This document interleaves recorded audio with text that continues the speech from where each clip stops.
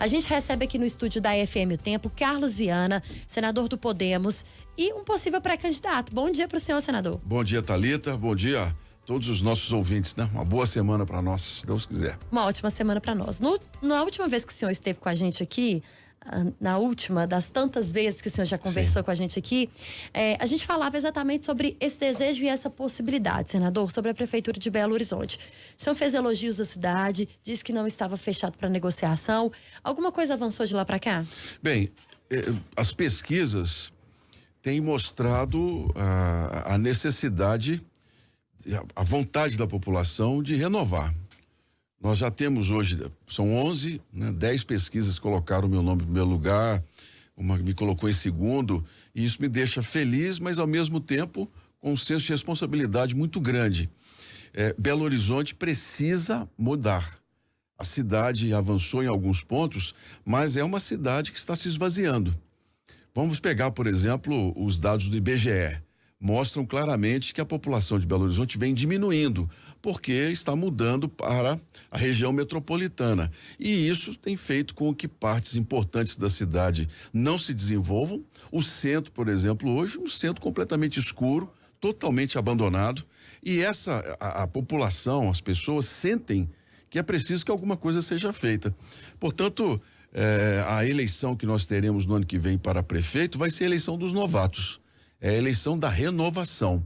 Os nomes que estão postos, todos eles não têm experiência no executivo, com a exceção do atual prefeito, que naturalmente tem o direito de se colocar como candidato, é o posicionamento dele. Mas os nomes hoje mais pesquisados pela população, porque, em primeiro lugar, em pesquisa não significa que você ganhou. Significa que as pessoas estão dispostas a avaliar o seu nome. Essa é a minha visão. E estão mostrando claramente as pesquisas e as pessoas que Belo Horizonte precisa se renovar. Nós somos uma capital, Thalita, que ficou muito atrás de outras. A ausência da política em Minas fez muito mal ao estado. Minas Gerais hoje é um estado que está numa situação muito difícil e isso se reflete também na capital. Belo Horizonte tem um problema seríssimo de transporte, seríssimo de deslocamento, de mobilidade. Você sai da zona norte de Belo Horizonte, da região nordeste, você leva uma hora e meia até o centro de Belo Horizonte. Então essa caminhada de possível candidatura, a meu ver, é uma consequência mesmo de quem está na política e que se colocou para servir a população. De maneira geral, senador, os serviços hoje na capital mineira foram bem avaliados por aqueles entrevistados pela Datatempo. Mas chama a atenção o transporte público, exatamente Sim. Esse que o senhor está citando aí. É o índice de maior insatisfação hoje do Belo Horizontino, com 66,6% aí dessa insatisfação revelada pelo Datatempo. A gente fala do transporte público como um ônibus, por exemplo, Sim. né? Que é um assunto que está sempre aí na boca do Belo Horizontino, porque realmente o serviço é muito mal oferecido. A gente fala também de um assunto que o senhor sempre cita aqui, que é a questão do metrô e da ampliação do metrô. Hoje, vendo de fora como senador e tentando aí entender esse cenário para prefeito, está mais perto de tentar e de conseguir resolver essa situação do transporte, da mobilidade em Belo Horizonte e região metropolitana? Olha, você colocou com muita clareza um ponto em que eu sou o único que pode falar sobre metrô. Primeiro, é uma obstinação minha, desde que me tornei senador, e quando nós tínhamos as infrutíferas as propostas, eu não desisti. Eu continuei dando, vamos dizer assim, a minha cara a tapa, até nós conseguimos uma solução para o metrô de Belo Horizonte, que foi o financiamento de 2,8 bilhões pelo BNDES, que eu consegui como senador. Eu vou deixar isso muito claro aqui, porque muita gente adora cumprimentar os outros, né, com o chapéu alheio. É uma expressão muito nossa. Quem arrumou o dinheiro do metrô fui eu. Por que eu trabalhei tanto nisso? Porque o metrô é a principal solução para o transporte urbano, não só de Belo Horizonte, mas de toda a região metropolitana. Eu recentemente encontrei com a prefeita de Contagem, Marília Campos.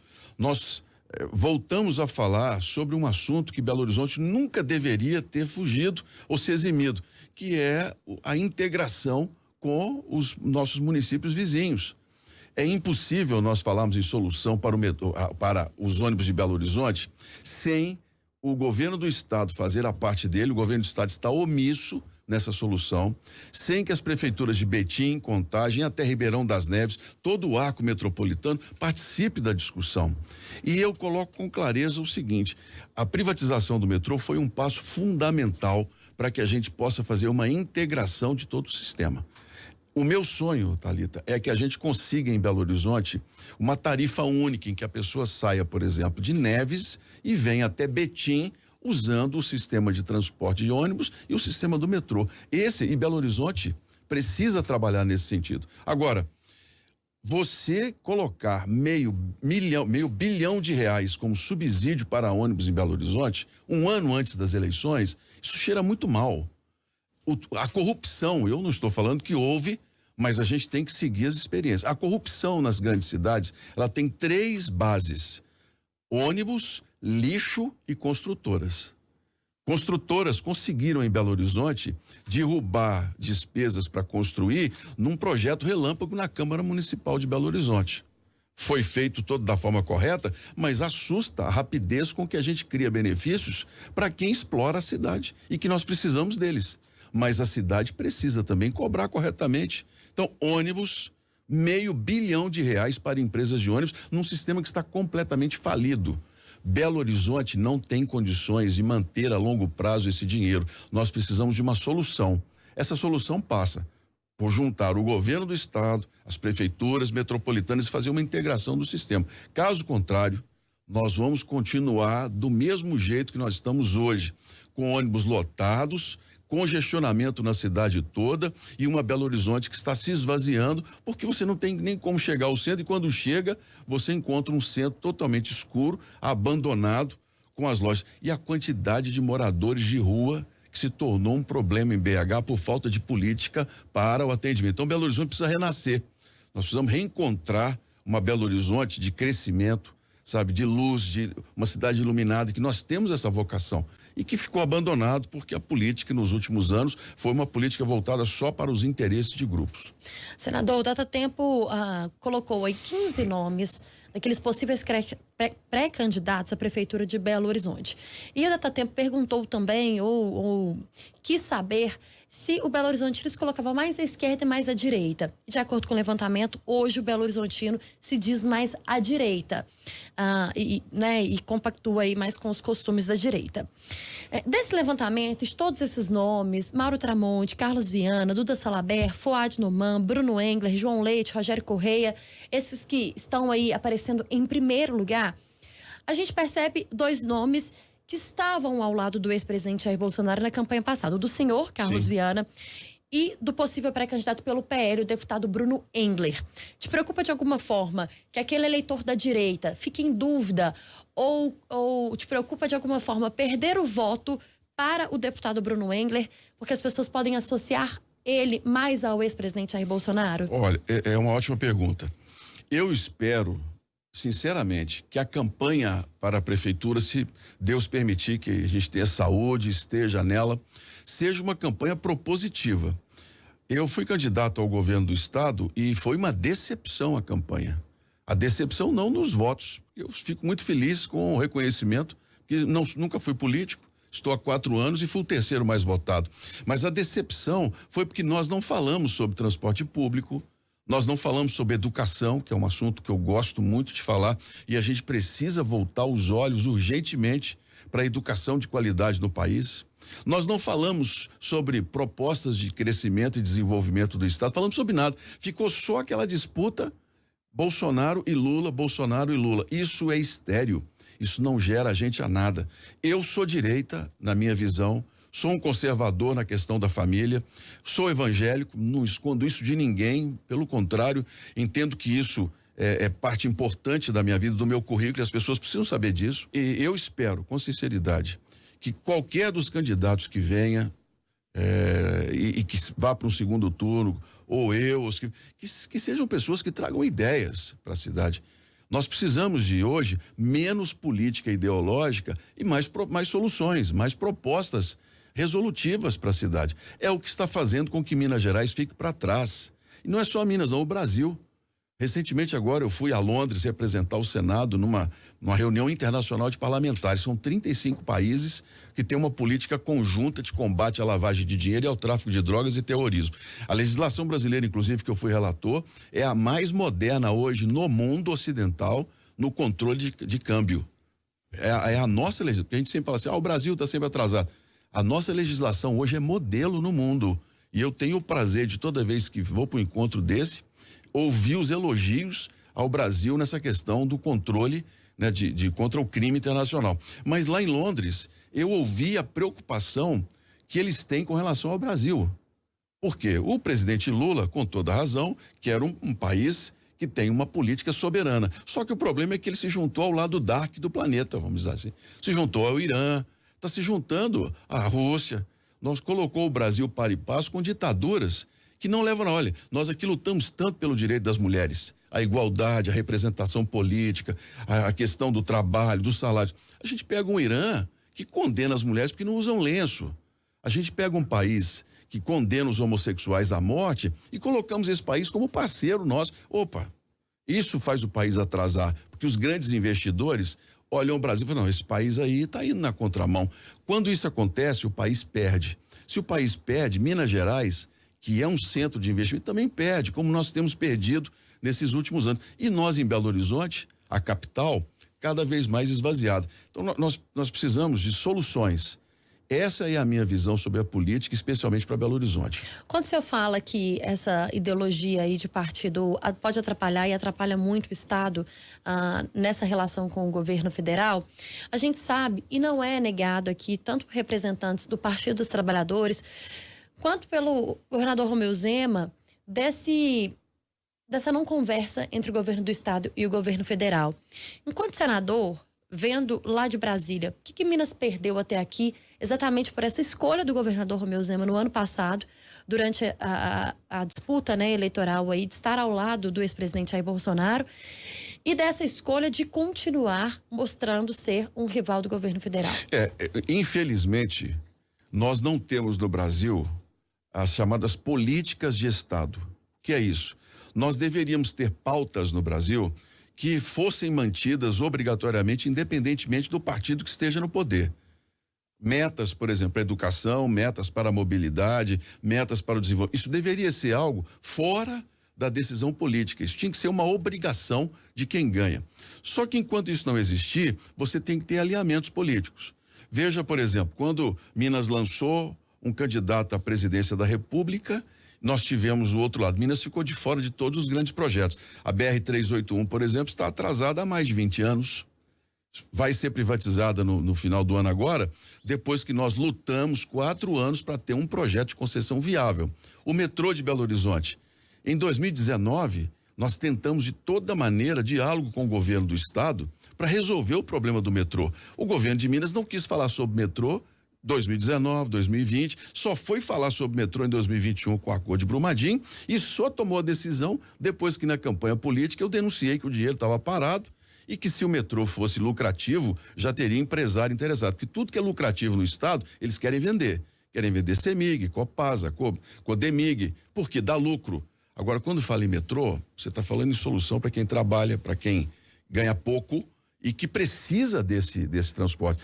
Esse é uma coisa que dá dor de cabeça. Isso ficou para o final. Então, Minas tem perdido, Thalita, nessa questão de nós já não temos uma política efetiva de soluções do Estado e no relacionamento. E agora, quando você coloca, por exemplo, que é legítimo o governador querer ser candidato a presidente da República, só que aí a gente começa a sofrer um revés.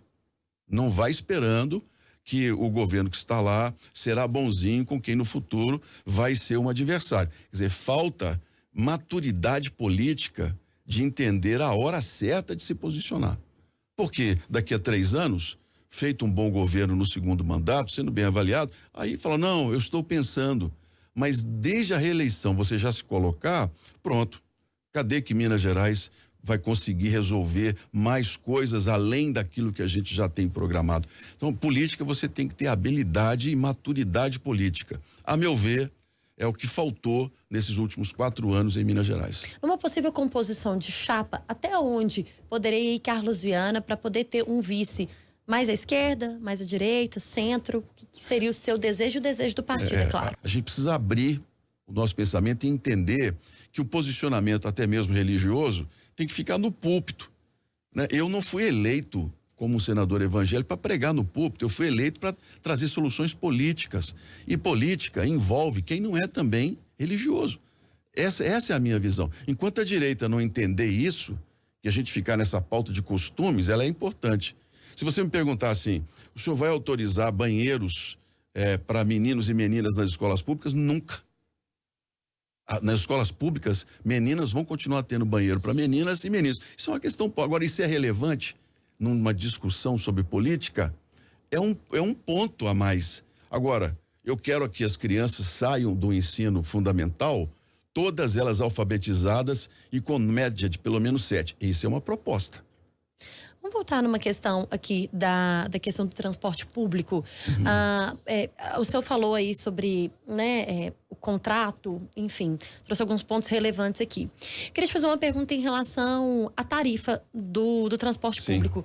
Foi muito discutido, inclusive virou tema de embate político entre o presidente da Câmara, Gabriel Azevedo, e o prefeito de Belo Horizonte, Fuad Noman. Mas, para o senhor, é inviável a prefeitura hoje subsidiar a tarifa? Olha, primeiro, esse embate, a meu ver, foi uma Black Friday, né? Na verdade, uma Black Fraud, porque eles criaram um falso debate e depois venderam a solução como sendo a melhor para a cidade. A cidade não tem condições de bancar R$500 bilhão para empresas de ônibus. Você quer dar subsídio? Vamos dar subsídio para diarista, para o autônomo, vamos dar subsídio para lavadeira, para empregada doméstica, mas dar subsídio para empresa de ônibus? Pô, eles já tiveram muito ganho. Então é hora da gente repensar o sistema. Não há possibilidade de nós trabalharmos mais uma vez uma tarifa reduzida em Belo Horizonte com o sistema competindo como está. A região metropolitana compete com Belo Horizonte nos ônibus, que sai lá de Neves e vem parar no centro da capital. O sistema de transporte, aqueles que vêm dos bairros até as estações, houve um aumento sim de tarifa. Essa história de que a tarifa não aumentou não é verdade. Em Belo Horizonte, as empresas ganharam, além do subsídio, um aumento nas linhas menores. Isso tem que ser colocado aqui. E se nós não pensarmos o sistema, como eu disse aqui, numa solução conjunta, governo do estado, região metropolitana e o governo federal, nós não vamos conseguir bancar o sistema. Porque o metrô foi privatizado, Thalita, mas nós precisamos que ele seja economicamente viável. Para a tarifa não subir muito, nós temos que começar a abastecer o metrô de passageiros. Então, qual é a minha ideia? Vamos integrar o sistema. Só dessa maneira é que nós vamos ter uma solução sustentável de longo prazo. Essas, um ano antes da eleição, populistas, que colocam o caixa da prefeitura em risco, essa é uma tradição política que infelizmente faz muito mal ao país. Nós estamos conversando com Carlos Viana, senador do Podemos e possível pré-candidato a prefeito de Belo Horizonte. No Café com Política, hora do bate-pronto. Senador, o senhor já conhece bem aqui esse quadro, já participou com a gente por várias vezes. E para começar, o principal problema de Belo Horizonte hoje? Mobilidade. A sua relação com o governo federal, se eleito prefeito de Belo Horizonte, vai ser? A mesma que tenho hoje, muito boa no diálogo. Seu principal concorrente nessa possível disputa? Não sei dizer. Os números estão muito abertos para novos nomes, inclusive. Carlos Viana, senador do Podemos, possível pré-candidato a prefeito de Belo Horizonte. E quando a gente fala possível pré-candidato, gente, porque ainda estamos distantes dessa disputa e nem pela lei podemos ainda afirmar que é pré-candidato ou que é candidato, né, senador? Exatamente. Muito obrigado pela entrevista, viu? Parabéns, mais uma vez, parabéns pelo trabalho. Meu abraço, que Deus nos abençoe, uma semana de muita saúde e prosperidade a todos. Para todos nós, senador, obrigado.